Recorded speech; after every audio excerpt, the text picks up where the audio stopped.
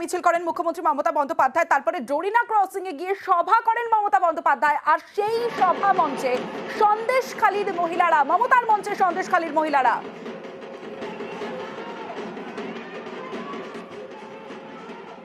আমার খুব ভালো লাগছে যে মানে এরকম একটা জায়গায় আসতে পেরেছি, দিদির পাশে দাঁড়াতে পেরেছি। আমাদের ওখানে যে সমস্যাগুলো হয়েছিল আপাতত সেই সমস্যাগুলো সব সমাধান হয়ে গেছে। দিদি এত কড়াভাবে ব্যবস্থা নিয়েছে, যে আমরা এখন একদম সুস্থ আছি, ভালো আছি। আমাদের সব যোজনা আমরা ফিরে পেয়েছি। অল্প কিছু যেগুলো বাকি আছে আমরা দ্রুত সেটা পেয়ে যাব। আর সন্দেশখালী নিয়ে ফের অপপ্রচারের অভিযোগ তৃণমূল নেত্রী মমতা বন্দ্যোপাধ্যায়। অন্যায় হলে পদক্ষেপ নেওয়া হয়, তৃণমূল কর্মীদেরও রেয়াত করা হয় না দাবি করেছেন মমতা বন্দ্যোপাধ্যায়। সন্দেশখালী নিয়ে অনেকে ভুয়ো সন্দেশও দিয়েছেন।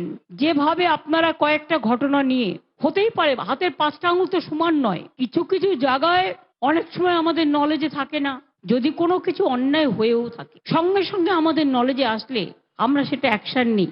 এবং আমি তৃণমূল কংগ্রেস কর্মীদেরও গ্রেপ্তার করতে আমি কখনো কার্পণ্য বোধ করি না।